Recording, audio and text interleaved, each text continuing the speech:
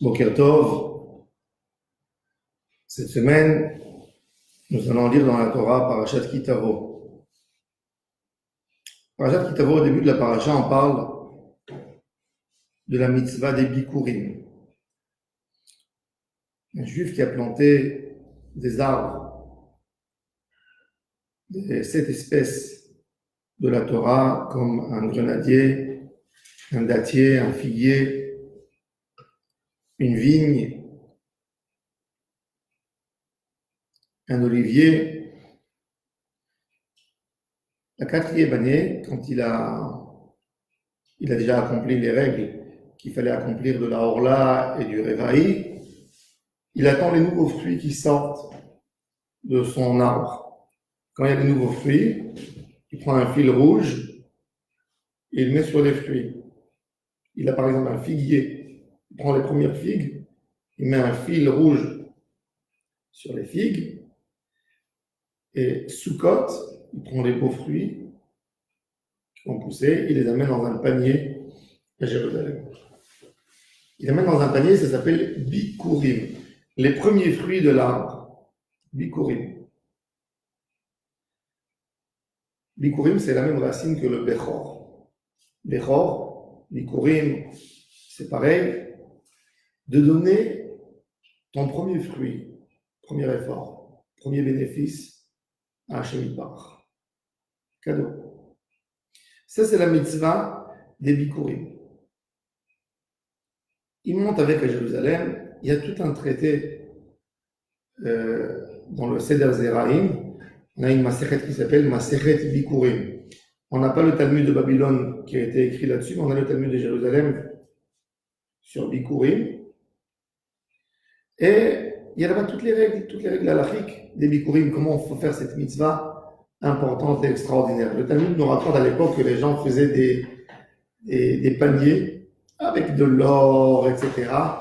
Ils accrochaient même des petits oisillons à côté pour faire beau le panier. Ils le mettaient sur quand ils rentraient à Jérusalem, ils prenaient un taureau qui devait amener comme corban et ils le mettaient entre les cornes un panier avec des fruits qui sortaient de partout.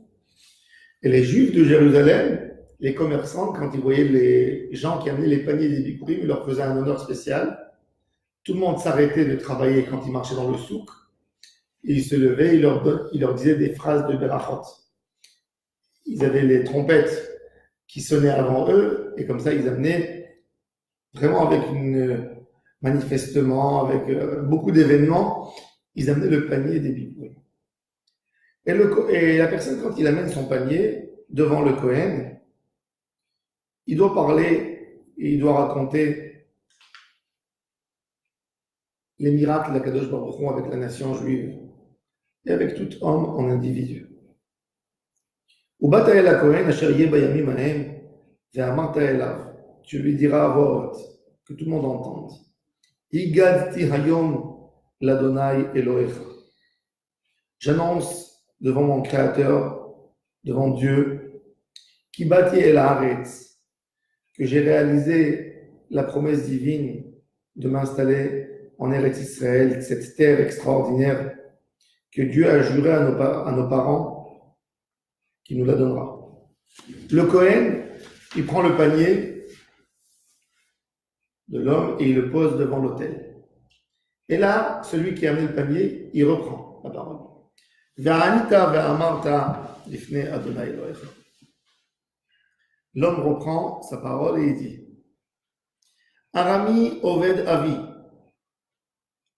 Il rappelle la miséricorde divine depuis l'époque de Yaakov Avinu. Arami, c'est Lavan Arami, le beau-père de Yaakov, qui a poursuivi Yaakov quand Yaakov a décidé de retourner en Eretz Israël. Lavan et ses enfants ont décidé d'aller tuer Yaakov.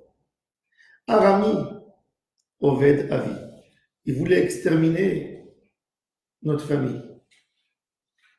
Ensuite, il n'a pas réussi. Mais mon papa a passé beaucoup plus que ça. Vayered Mitzrayim. Il a dû descendre en Égypte suite à la famine, suite à la vente de Yosef. Vayagor Sham Bimtemeat. Il est descendu en 70 personnes en Égypte. 210 ans plus tard, sortant d'Égypte, Vayisham les Goy Gadol Atzum Varav, sont sortis 600 000 hommes. Quand Hachem Barach veut donner une bracha à quelqu'un, il n'y a rien qui peut empêcher la bénédiction. Yaakov Avinu, imaginez-vous une famille qui descend en Égypte, 70 enfants, 210 ans plus tard, ils sortent 600 000 hommes, plus de 18 ans. 2 millions de personnes à peu près. C'est énorme. Et ça, c'est suite à la bracha. Vayareu otanu ha-mitzrim, vaya'anunu. Tout ce texte, on le mentionne dans la Haggadah de Pessah. Et la Haggadah de Pessah le commente, ce texte, d'une manière magnifique. Elle raconte, elle détaille les miracles que Hachem nous a fait. Vayareu otanu ha-mitzrim, vaya'anunu. Les Égyptiens nous ont fait beaucoup de mal. Ont essayé de nous exterminer. Nous ont mis un travail très lourd et très dur. Vanitzak, encore une fois, le thème de crier à Hachem. Vanitzak el Adonai Elohei Avotenu. On a crié à Dieu. Veishma Adonai et kolenu. Dieu a écouté notre voix. Veyaret onienu. Il a vu notre misère, notre travail dur. Veyet lachatzenu. Vayotzienu Adonai mimitzrayim beyad chazaka ubizron netuya ubmora gadol uberotot umofetim. Dieu nous a fait sortir d'Égypte avec toutes ses grandes mains. Beyad chazaka ubizron netuya, en menaçant nos ennemis qu'il allait les punir, avec une grande crainte pour eux et des miracles exceptionnels pour nous. Il nous a amenés dans cet endroit, Eretz Israël, nous a donné cette terre où il y a le miel et le lait. Et voilà maintenant, Dieu, j'ai amené le début de mes fruits que tu m'as donné. Je te remercie pour tout le bien que tu m'as donné. Et je te remercie pour l'occasion de pouvoir donner aux Kohanim et aux Lévi'im, aux pauvres et aux nécessités. Ça, c'est le remerciement exceptionnel qu'on parlait, qu'on remercie à Hachem en amenant les Bikurim. Les Bikurim sont les premiers fruits. Avant d'avoir quoi que ce soit de bénéfice, tu amènes les Bikurim. C'est la plus grande épreuve pour l'homme. L'homme, il sort, il a investi dans son jardin et il voit les premiers fruits qui sortent de son arbre. Oh, il aurait voulu les goûter. On lui dit non, tu ne les goûtes pas. Tu les amènes au Kohen. C'est difficile de vouloir donner le plus beau et le nouveau quand tu n'as pas bénéficié encore. Très difficile. Mais ça, c'est l'épreuve. De savoir que je ne suis pas propriétaire de rien du tout. Ça, c'est le but de toute la Torah. Je ne suis pas propriétaire de rien. Ça, c'est le tachlit de toute la connaissance de l'homme dans ce monde. Tu n'es pas le propriétaire, il y a un propriétaire dans ce monde. Que quand tu comprends ça, tu as une simcha et tu es détendu parce que tu sais que tu ne fais pas la course avec personne. Tu sais que le grand boss, c'est lui qui nous donne quoi manger. C'est lui qui nous nourrit. Une émouna qui s'installe dans le cœur. Et la Torah nous fait plusieurs exercices pour acquérir cette émouna. Dans la mitzvah des bikurim, les premiers fruits. Premier investissement, je viens de commencer. Tu vas pas me laisser ces bénéfices pour moi? Non, tu les amènes. Ça, c'est le Bechor aussi. L'homme est très attaché à son fils aîné. Et c'est pour ça qu'il y a la mitzvah des Bechorot, de faire Pidyon Bechor. Mais le premier enfant, c'est le père et la mère. Ils sont émerveillés par ce fait extraordinaire qu'ils ont eu un enfant. Et on dit, cet enfant, il appartient à Hachem. Il ne vous appartient pas à vous. Il faut le racheter. Du Kohen, le racheter. Hein? Sauf pour un... Oui, sauf pour un Lévi ou un Kohen. Mais en tous les cas, l'idée, parce que le Kohen, toute sa vie, elle est accordée pour Hachem. Tout, il donne à Hachem. Donc, on voit ici cette idée de ne rien s'approprier. Ne rien s'approprier dans le monde. Ça, c'est le tachlit. Ça, c'est le tachlit de toute la émouna avec Hachem Barach. Et rien que quand tu as cette émouna, la Torah te dit, Vesamachta bechol hatov asher natan lecha Adonai Elohecha ulbetecha. Un homme peut avoir une simcha que quand il se détache du matériel.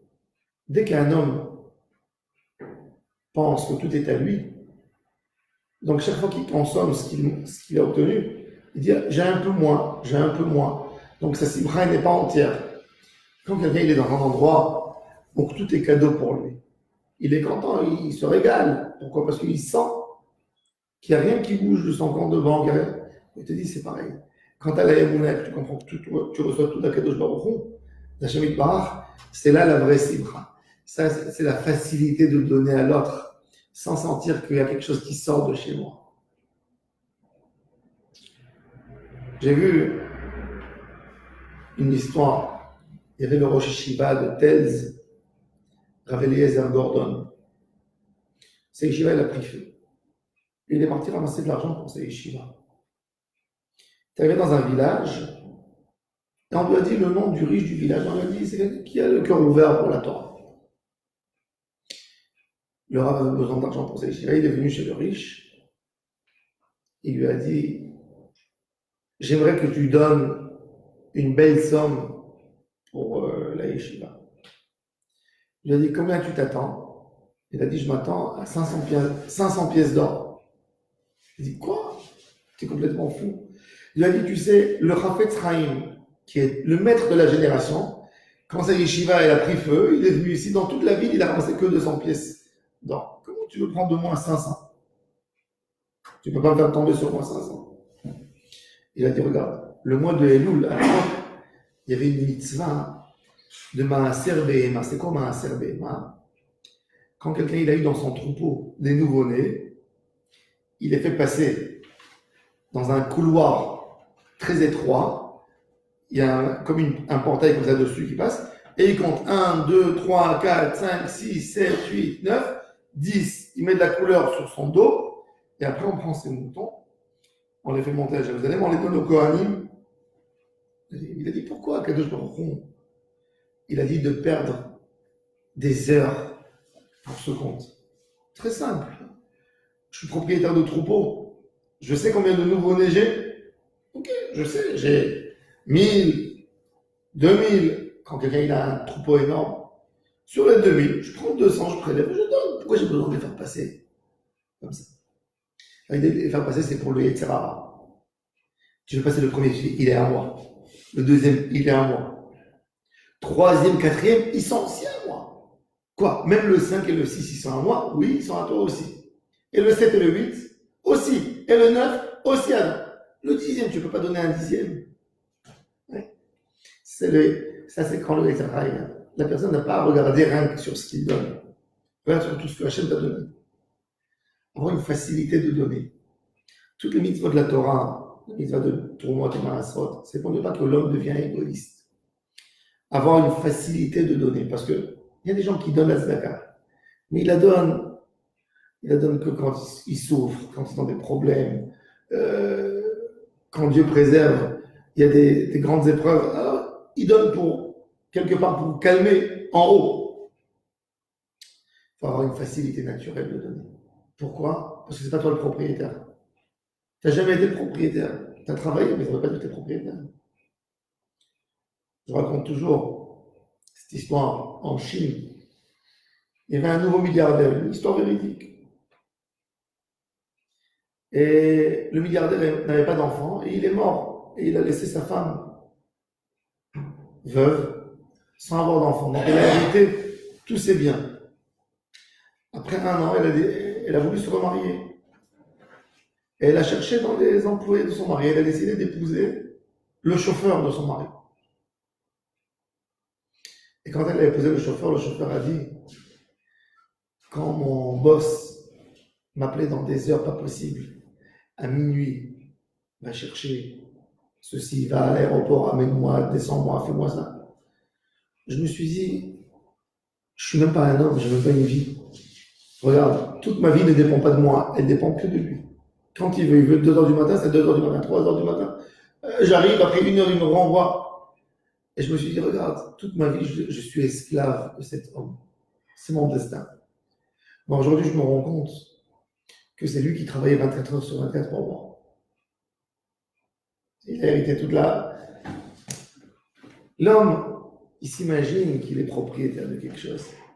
On est propriétaire de rien du tout dans ce monde. Voilà. Quand on a compris ça, c'est là que la Emouna, elle se renforce en nous. Les gens, ils s'imaginent, ils disent, j'avais de l'argent, j'étais riche, et Dieu m'a pris. Dieu t'a jamais pris, parce que c'était jamais à toi. C'est plus facile de sentir. Dieu m'a donné. Non, Dieu t'a pas donné. Dieu t'a nommé responsable sur l'argent que tu as.